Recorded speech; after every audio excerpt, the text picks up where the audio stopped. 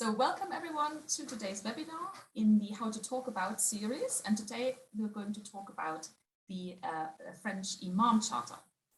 We're really thrilled to have you all here. This webinar is brought to you by the Wolf Institute, which is a research institute in Cambridge.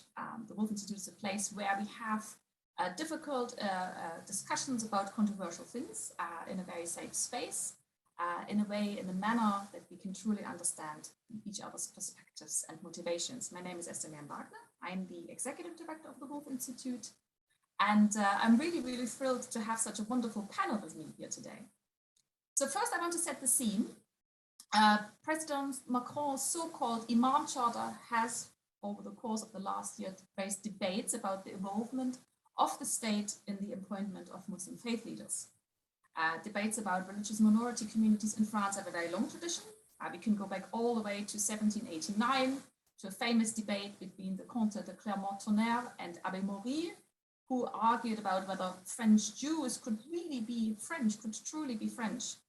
Clermont-Tonnerre said, "We must refuse everything to the Jews as a nation and grant everything to the Jews as individuals." So making them citizens was all right, but he was worried about the Jews as a sort of a fifth column in the country. Abbé Maury, on the other hand, said Jews cannot be citizens, but they should have the most widespread protection. So he was all in favor of the community of Jews, but he couldn't believe that Jews could truly be French citizens. And so what we want to do today is explore the imam-charter in the context of religious minority within Western states. We want to talk about present practices that concern imam education and imam appointment in the UK. We want to explore the differences between the British and the French approaches towards religious minority communities. And we also want to talk about the needs and obligations of the religious communities and of the state. So let me introduce our very distinguished panelists for today. We have with us here Sheikh Ibrahim Mogra, who is an imam from Leicester and a former Assistant Secretary General of the Muslim Council of Britain. Sheikh Ibrahim is a frequent and always very welcome collaborator of the Wolf Institute. He holds a Doctor of Letters by De Montfort University in recognition of his interfaith work and the work that he has done to build bridges between communities across the country and globally. We also have with us here Professor Robert Toombs, who's an emeritus professor of French history at the University of Cambridge, who has become quite a media donaflate. You can always read his articles in various broadsheets and see him on the television or hear him on the radio. Everyone's most favorite conservative commentator, I think.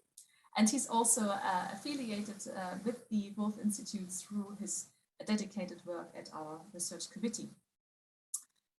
We also have with us Rick Sopher, who has a financial background and is the CEO of the Edmond de Rothschild Capital Holdings.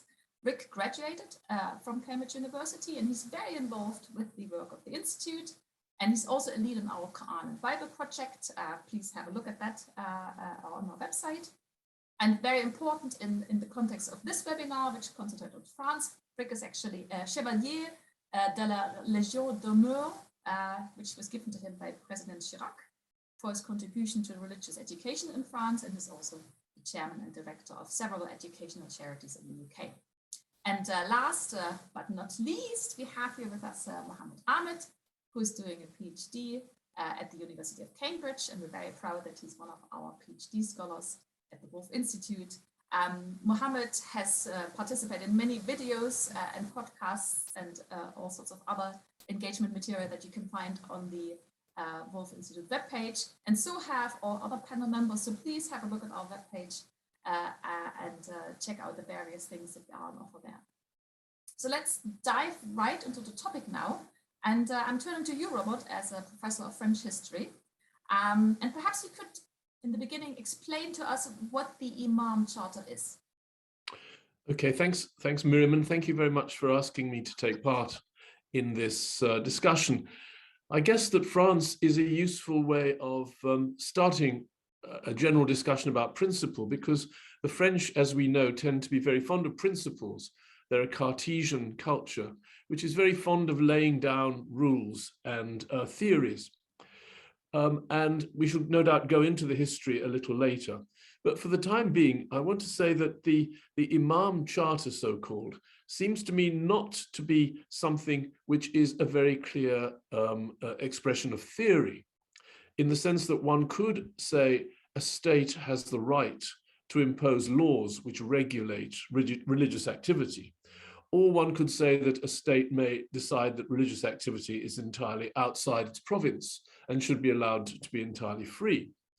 But what the French have been doing in this case, and it's not the only such case, is to try to, in a sense, have the best of both worlds, to try to induce a religious body to adopt a charter itself, which in fact expresses what the French government would like to be done.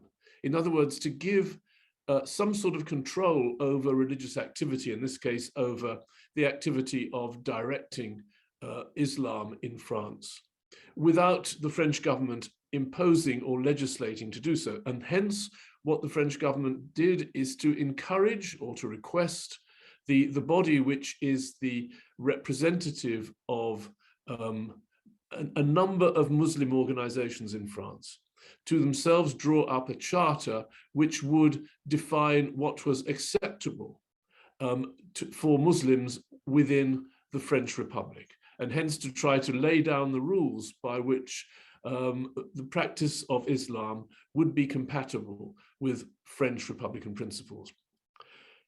I think this is a particularly French problem in a sense, because the French, and here is a generalization, do have a pretty clear idea of what they think the rules of their society are. They talk a great deal about Republican values, which are based on historical experience. And politicians and ordinary people are constantly talking about the Republic, the values of the Republic, the principles of republicanism. And hence, there has to be some way, or many of them feel there has to be some way of making everyone conform with these rules. Whereas in a country like Britain, which is much more, I think, I would say, instinctively pluralistic, there isn't the same sense that there must be a single set of rules that defines the country. In fact, we don't define the country. We don't know how to define the country. We talk about things like liberty, but that's not really a definition. The country is, as the late Roger Scruton put it, it's our home, it's where we live. It doesn't therefore have rules other than those which include all of its peoples, or at least that's what we would like to think. France therefore has an abstract set of principles and we don't. And it seems to me that that causes problems, or at least it raises questions that the French state and French society have to try to resolve. Thank you, Robert. So it's very much this something that we also see in academia, is this fondness of Britain for very pragmatic approaches, whereas on the continent, especially in France, there's this love of theory, there's this love of putting everything on a sort of theoretical footing. So perhaps we could talk a little bit about how imam education and appointment actually sort of works in the UK. Sheikh Ibrahim, could you talk us a bit through, a lot of our listeners wouldn't actually know how imams are being appointed. Could you just sort of give us an insight into how this is practiced?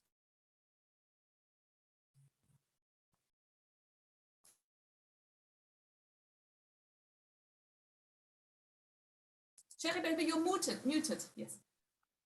Apologies for that. We have a number of seminaries, Darul Uloom setups across the country for male and female students. Many Muslims also study abroad in Middle Eastern, West African, and other countries. And they would study a 6 to 8 year theology course in which they would study Arabic and all the other related sciences. Once they pass their exam and graduate, they could then go on and function as an imam. Now, I studied at the Darul Uloom in Holcombe, and it was a stated fact that we are not in the business of producing imams. And that may come as a surprise, because the institution was into providing an education to young men and women in Islamic theology and all the associated sciences. And it was for them then to decide upon graduation what they wanted to do. Some have gone into science, for example. Some have gone into computing. Some have gone into business. So every graduate does not necessarily end up on the pulpit and function as an imam. Clearly for our women, that simply does not appear or is not part of the discussion. But they go on to do other things, perhaps teach. Many have become school teachers in secondary and primary sectors. So the appointment of the imam really is not from these institutions. It is very much from the community in which this individual finds a home. Every mosque in the country is totally independent of the other. We may have clusters based on traditions. In Leicestershire, for example, we have the Federation of Muslim Organizations, which brings together about 50 to 60 mosques under its umbrella, all of different traditions, affiliated to the umbrella body, but very, very independent of one another. So each one will have a committee, a management committee, a board of trustees, and they would be given the task of appointing someone. Now, appointment of imams is done, therefore, very much on an ad hoc basis, sometimes by recommendation, or someone has seen someone speak at a public event, and they think, yeah, this person would be a good imam for ourselves. As a result, we don't have any uniformity, by and large, save in a very few institutions, of the requirements of an imam. What qualifications, what abilities should an imam have varies from place to place. Many will appoint an imam from their own community, who speaks their own language, who is familiar with their own culture. Although the mosque may be multicultural, but it's run by and looked after and managed by someone from a particular community. I am a founding member or a founding trustee of a mosque here in Leicester. All of us are of Indian background, Gujaratis mostly, and it saddens me, but this is how things are on the ground. Of course, things are changing. There is much better practice that ought to be adopted. So I'll suffice with those opening remarks for now. Thank you very much, Sheikh Ibrahim. So basically, as you've explained, the committees in each individual mosque find suitable candidates that are then being presented. And I suppose, are they voted in? What is the system of appointment? Is there a voting system, or is there? No, there would be, the post would be advertised. If we're looking at some good practice, all the applicants would be given an opportunity to attend an interview. And then hopefully the best candidate and most suitable one will be offered the post. There would usually be more than one imam in a mosque. The larger ones would perhaps have 3 or 4, so that they can share responsibilities.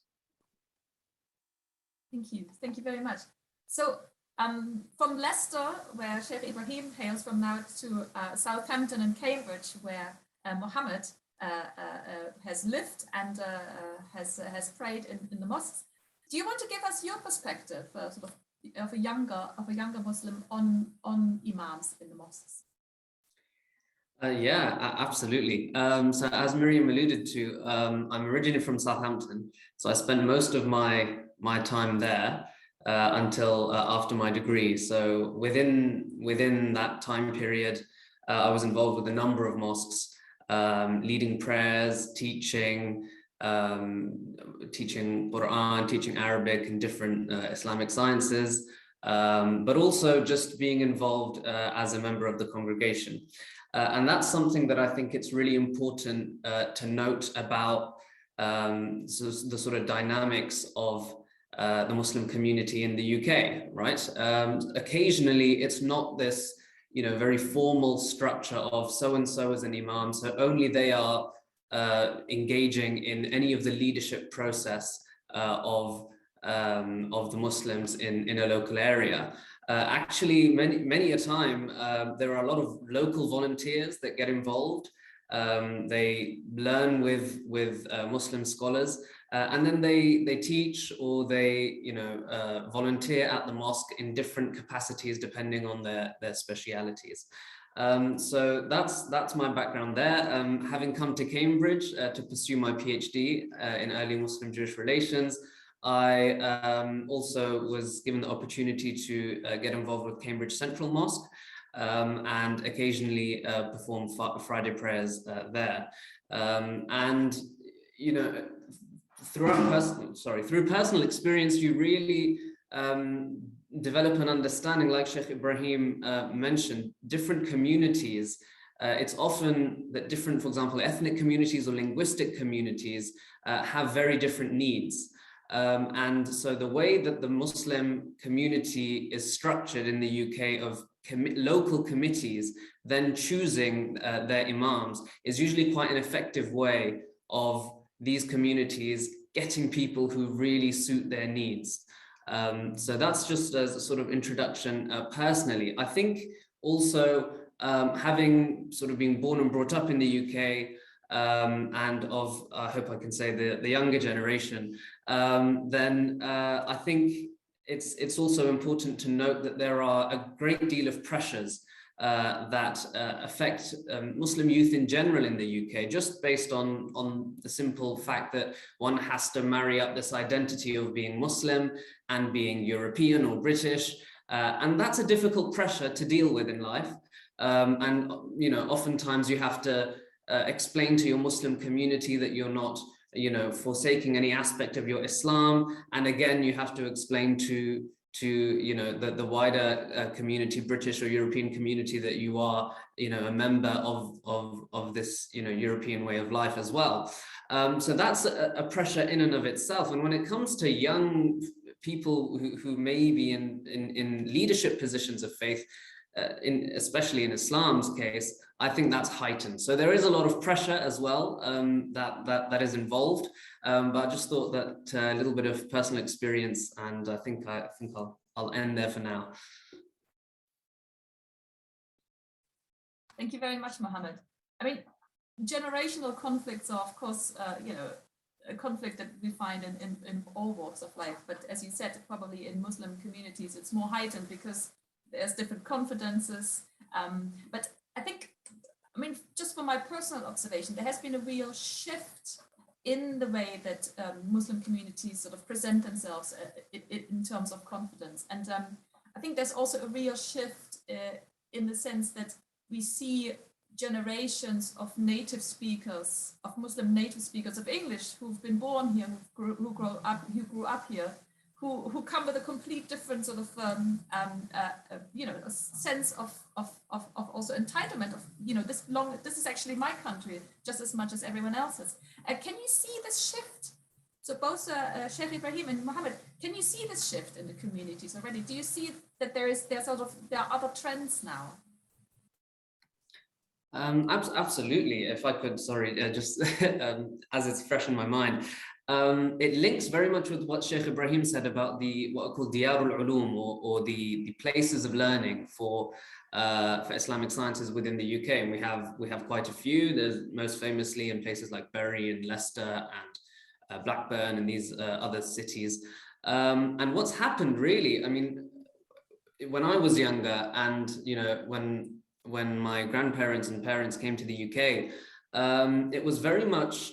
And there was a deep need for calling, you know, people from different parts of the world to come and fulfill duties within the mosque that would need to be required, for example, in the month of Ramadan and other times of the year.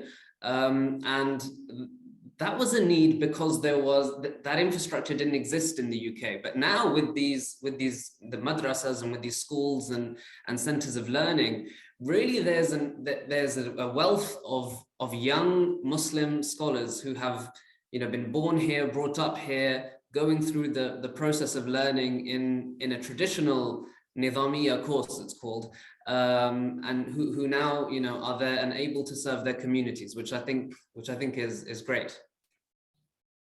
Thank you, Mohammed. Sheikh Ibrahim, is that something that you agree with?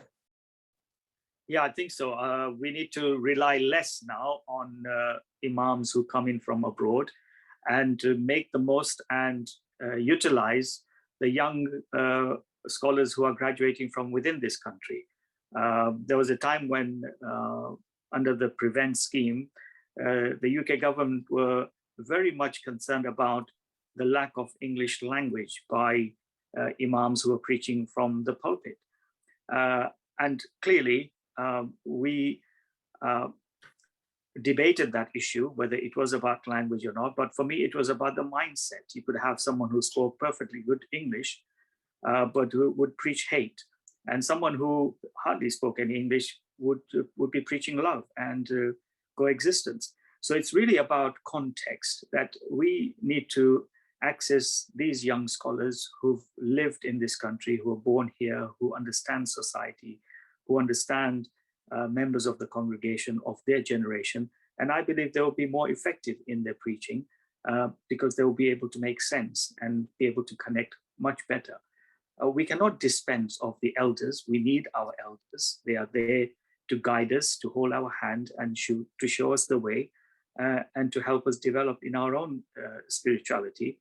So it's a question of partnership. I think the mosque committees need to look at the need of the congregation. We have congregations that are of the elder generation, some of whom speak English very poorly or very little, and we need to cater for that also.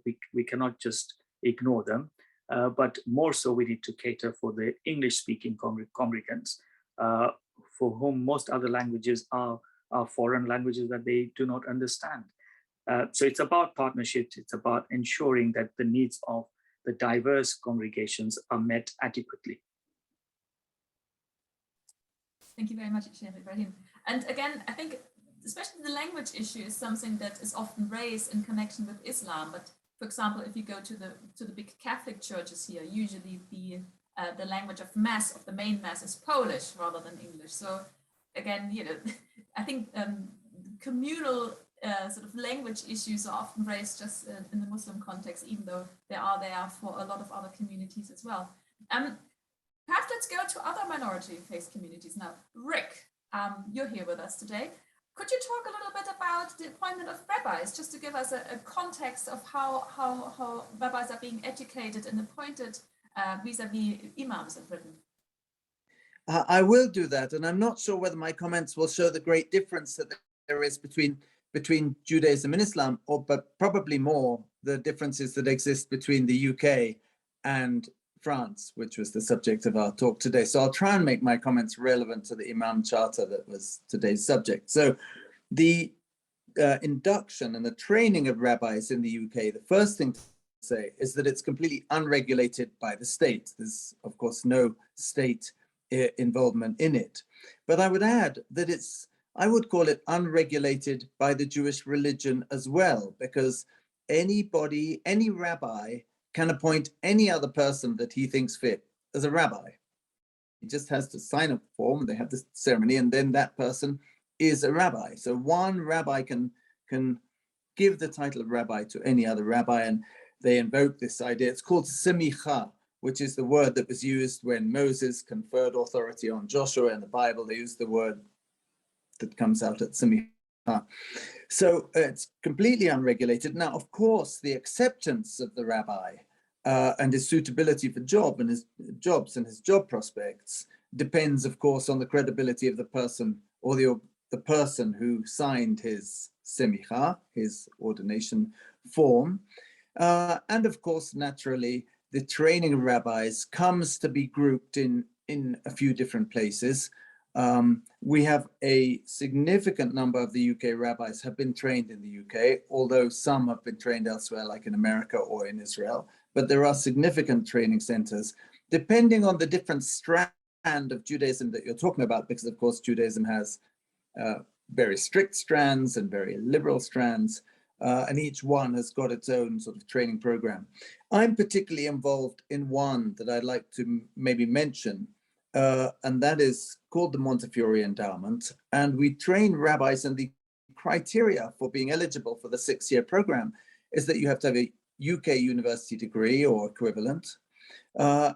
And of course, all the training goes in on Jewish law and regulations and prayer, and of course, all the things that you'd naturally expect. But I would add that there's a significant amount of training that we give on I would call it relations with wider society, on the history of different religions. There is even part of the course on Christianity and part on Islam. And I give part of that course on Islam. And they're compulsory parts of the training to become a rabbi. You have to attend the course on Islam for trainee rabbis, I call it.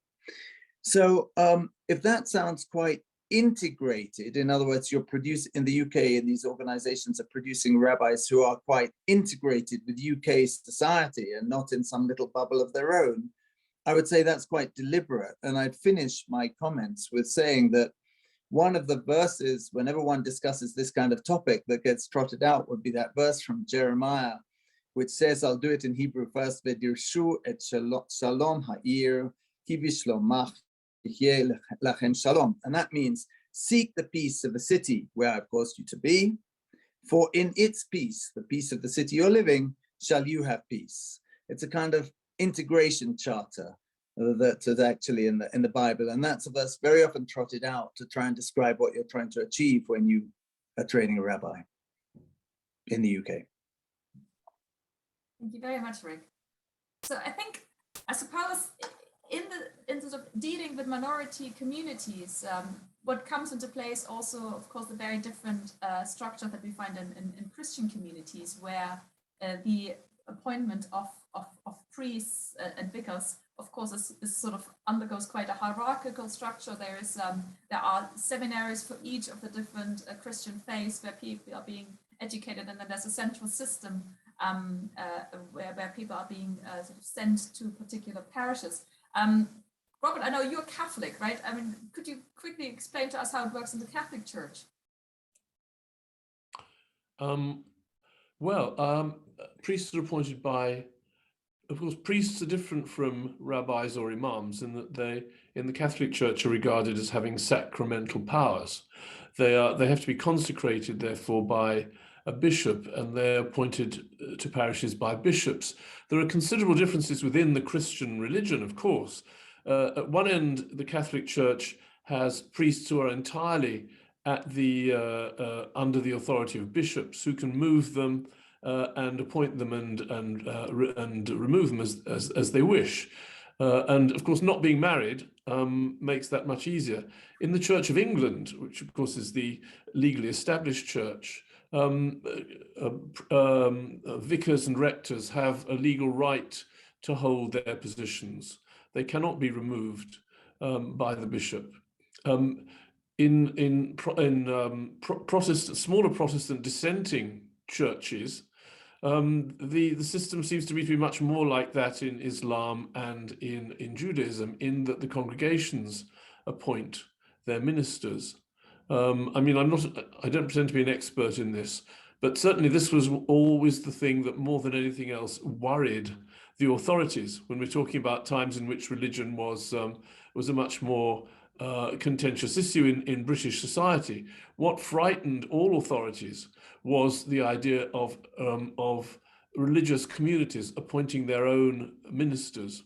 Everyone probably knows the very famous saying attributed to James VI of Scotland, who became James I of England: if there's no bishop, there's no king.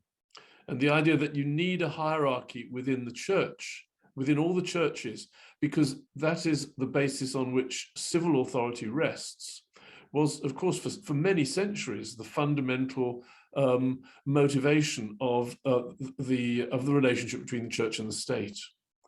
And I would say, at least I'd suggest, that that Islam and also Judaism fitted into a mental and perhaps legal structure that had been created by conflicts within Christianity. It's not as if they're coming to this afresh, they're fitting into a system or to a mindset that was already there. That's particularly the case in France. Do you want me to say just a sentence or two about that? Actually, I think that's very good, because you lead us over now. Now we've established how people are being appointed in the UK. We actually talk about the differences between French attitudes and British attitudes towards religious minorities. Yes, so please do. Well, if I dare to try to sum up very briefly, sort of heroic work of summarization, the French Republic has emerged from conflict with the Catholic Church. The dominant issue in French politics for a couple of hundred years was conflict between republicanism and Catholicism. So much so that many French historians talk about the civil war between the two Frances. And there were two cultural communities which were constantly at war. And eventually, the Catholic Church was disestablished in 1905. And this in many ways sets the tone of modern French Republican attitudes towards all religions. In other words, that religion is something that is, in a sense, a threat to Republican values, and it therefore has to be regarded as something that must be kept in check. But how do you do it? Because if you've disestablished the church, which happened in 1905 after much debate and reluctance, then does that mean that you've given it complete freedom? Before, you could control the church because you were paying the wages of the clergy. You were not appointing bishops, but you were making sure that bishops would not be appointed without the consent of the state. Priests came under the jurisdiction of the civil tribunals and so on. So you could control what was said and what was done within religious communities. If you disestablish the church, then you lose all control over what is done.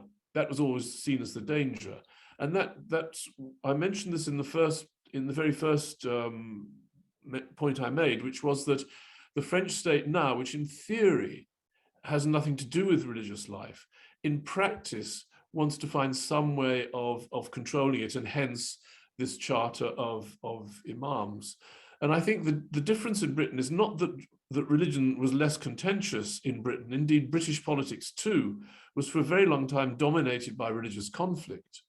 But that you could say that the story of religion and the state in Britain has been one of gradual acceptance of pluralism.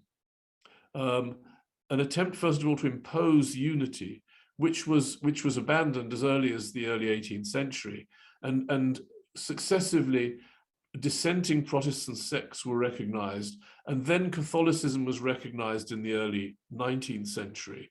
So in a sense, I would say that Judaism and Islam are now coming into that kind of system in which the logic is that you recognize and in some senses assimilate pluralistic religious bodies within the body of the state and the body of the community.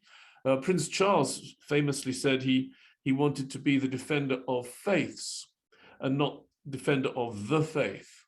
And one can see how the monarchy itself, certainly Prince Charles's view of it, is that the monarchy should become, in some senses, a unifying symbol for all religions, and not simply the head of the Anglican Church, the established church.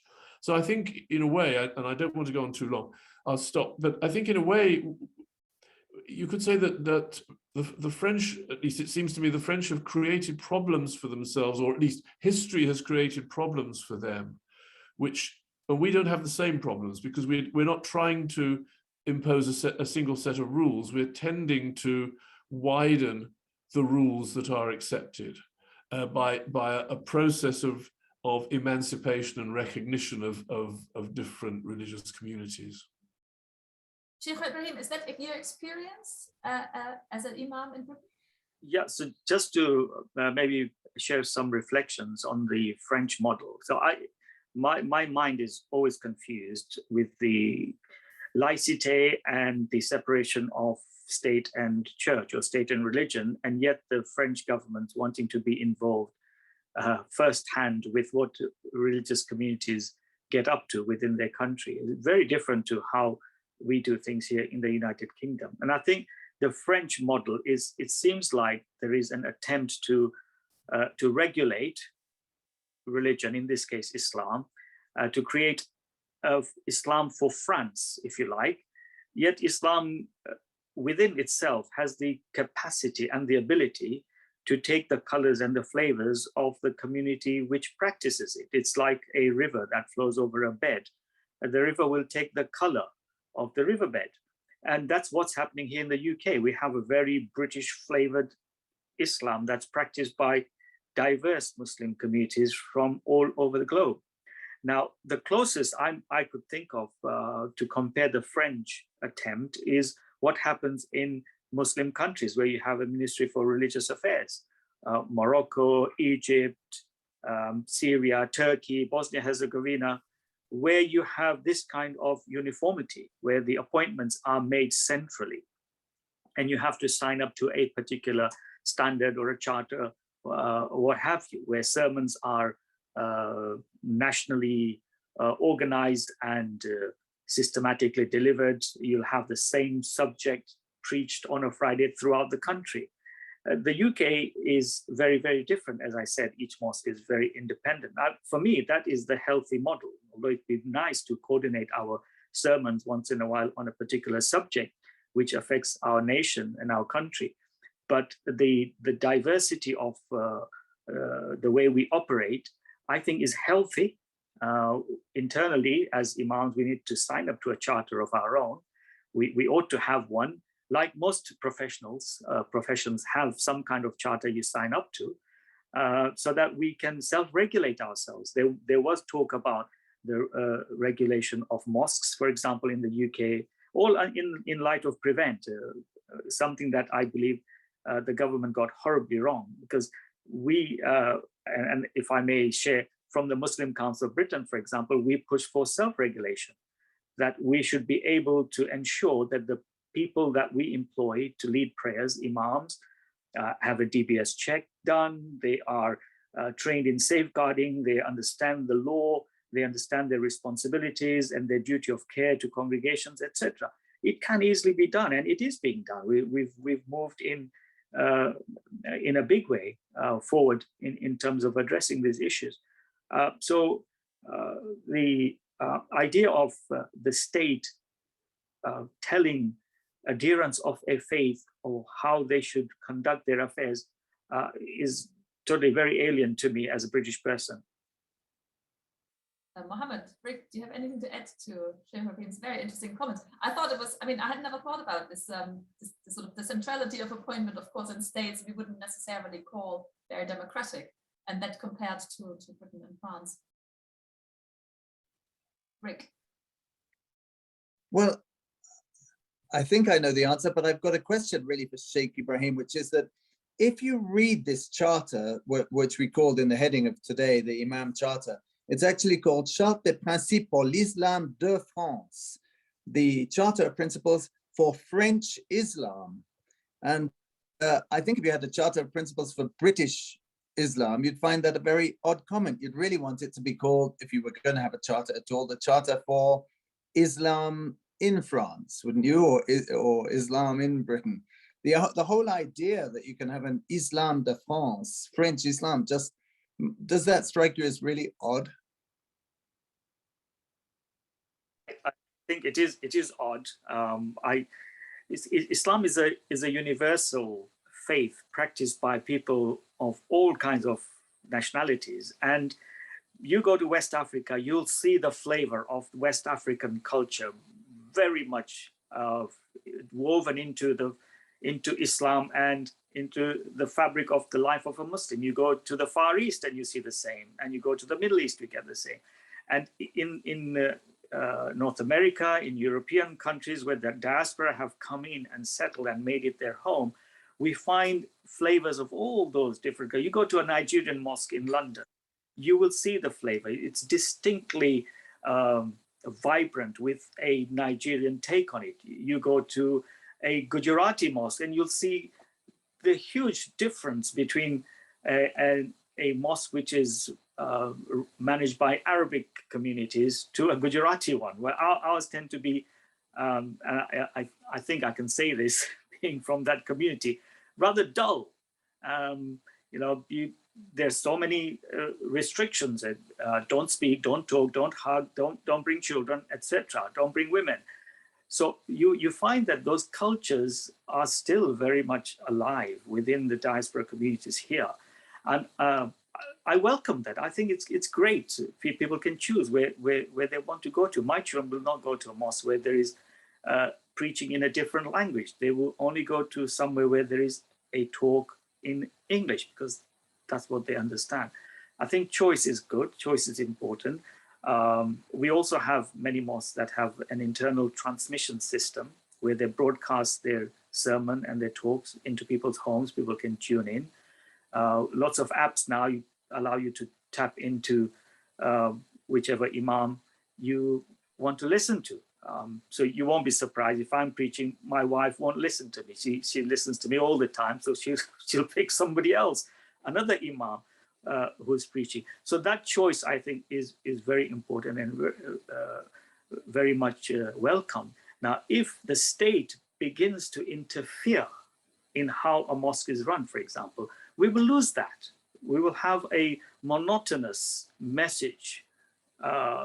Imams have different takes on politics, on social life, on business, or what have you. And it's good to have that diversity of views and opinion. And the congregation can then see what speaks to them and practice on what they believe to be the right way forward for them. So yeah, a British Islam in a loose way, maybe I could live with that kind of description, but Islam is finding its place, and it has found its place in Britain and will continue to evolve as we move on with the new generations. Mohammed, do you have anything to add? There's so much thought-provoking material now that my mind is rather fuzzy, but I would say that in essence, what Sheikh Ibrahim and Robert and Rick were saying, I completely agree with. The fact that Muslims are sort of left in Britain to sort of almost regulate themselves is a good thing. It allows for an organic development of Islam within Britain. And if you try and get involved, it becomes inorganic, it becomes messy. As a historian, it sort of piqued my historical interest because historically within Muslim countries, the way that Islamic governments used to treat what was called dhimmi communities was that which by the way was also a charter, right? Historically speaking, starting with the Constitution of Medina through Pact of Umar and many other agreements, was that the minority religious population was completely in charge of their own affairs, to the degree that even if there were, say, a Christian killed a Christian, that would be done in a Christian court with a Christian judge. And Muslims wouldn't even get involved unless it involved a Muslim, to which it would get involved in the Muslim court. So actually, Muslim community, the Constitution of Medina is very clear. Lil Yahud dinuhum wa lil Muslimin dinuhum, right? That the Jews have their own religious practice, and that is protected in the charter, and the Muslims have their own, and there'll be no infringing of any Muslim organization, government, authoritative body in getting involved in their religious practices or their religious community, or importantly in this case, their religious structure, which is not the case currently in France. And I think Britain, in a way, sort of Britain's approach sort of reminds me of this, old medieval Islamic approach. Of course, it's more developed and more up to date, but it just sort of piqued my interest to sort of compare the historical reality within Islamic countries with modern day Britain and France. Robert, do you have anything to add to what you've just heard? You're on mute, sorry. You have to. Yeah, I thought all that was extremely interesting and encouraging. Is there anything you would like me to say? I have no particular wish to jump in unless you want me to go into any other questions. This is just, I think we have to wrap up now. We've come to the end of our time. These are just sort of some final statements, I suppose. Is there anything you would like to add? Well, just one extra thing. Our French friends are also extremely suspicious of what they call what they often call Anglo-Saxon communitarianism. In other words, they think that we are too willing to accept the existence of different communities within society and to recognize the existence of those communities. Whereas the French Republican ideal, which you referred to in the very beginning when you were talking about the 1789 debate, is that there should be individuals, all of whom have an equal relationship with the state, but none of them are to be recognized as forming communities. And that, I think, is just not really how the world works. and it's therefore an underlying cause of this whole conflict. Thank you very much, Robert. Rick, do you have anything to add? Yes, we could have discussed this for a lot longer, but I would have had two subjects which we can leave and take away with us. One would have been, is this charter going to help? Is it going to work? I mean, I think there were 8 organizations that they appealed to join the charter or sign the charter, and 3 of them, including 2 Turkish groups of imams, 2 Muslim groups from Turkey and France, declined to join. So I don't be interesting to see how this charter, whether it has a positive or negative effect. And the second thing, which would be a longer conversation, would be the French, very often, and I see this in the French schools, the Jewish schools that I'm involved in France, they operate through this finance system. I mean, everything is subvention here and subvention there, and you work with the state and they'll give you a bit of free land, and then you get the money to build it to make your school or mosque or trading center or whatever. So I'm sure there's some monetary aspect behind this imam charter. Maybe they want groups they approve that they'll give money to, and the groups that don't adhere, they just cut them off.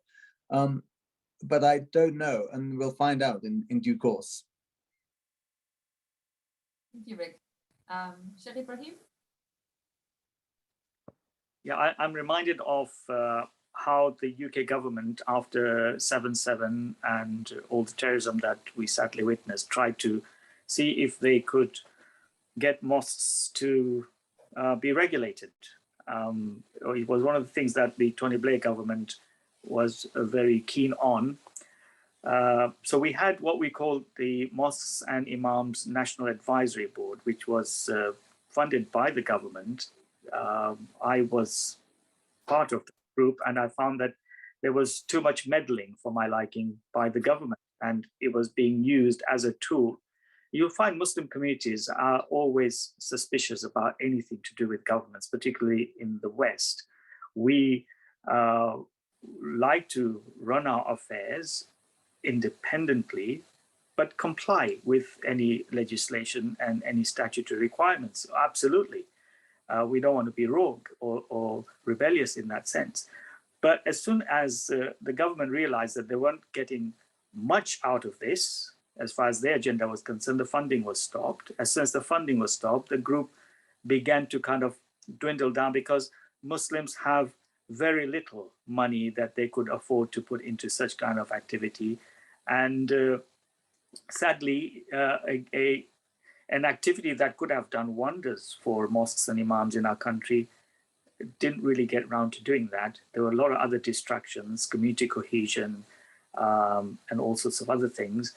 But there needs to be something that we as imams, as mosques, do for ourselves. The Muslim Council of Britain helps its affiliate members, all the mosques that are members of it, through a lot of training programs, capacity building, development of structures, how to involve women, for instance, in mosque management committees. We have placed a number of them with a number of mosques to train them up. They've qualified and graduated in that short course that we've put together. So things are changing, and it's all organic. And that's what I think the UK government should look at and commend and appreciate and praise, rather than seeking to control and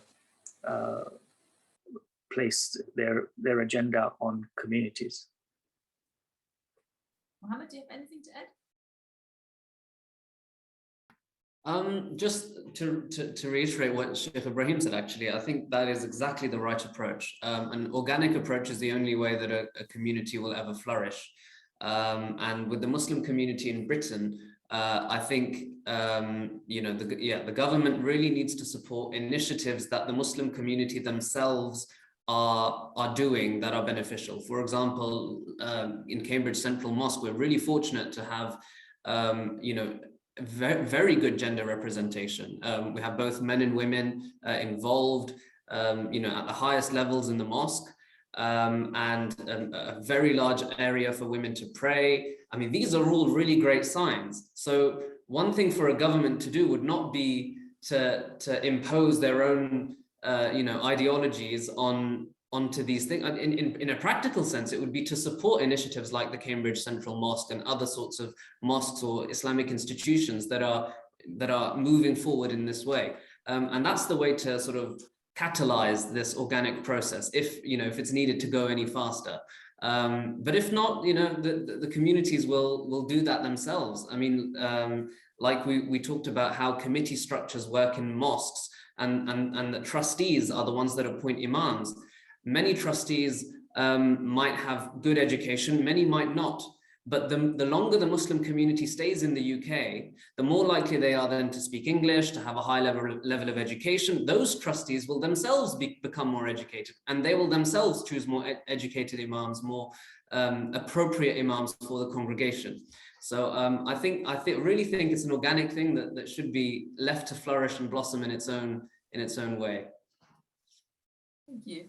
Thank you all so much, Robert, Sheikh, Ibrahim, Rick, Mohammed, for your contribution today. I think we've all learned a lot, and we're taking away a lot from this. So I think we'll stop here. We'll stop the live on Facebook here, Flora. And again, we thank all our panelists very, very much for being here with us today. And hopefully we'll discuss similar things next time. I'm quite keen to explore Prince Charles as a defender of faiths. So that might be a topic for next how to talk about. So again, thank you all for coming, and until very soon. Bye-bye.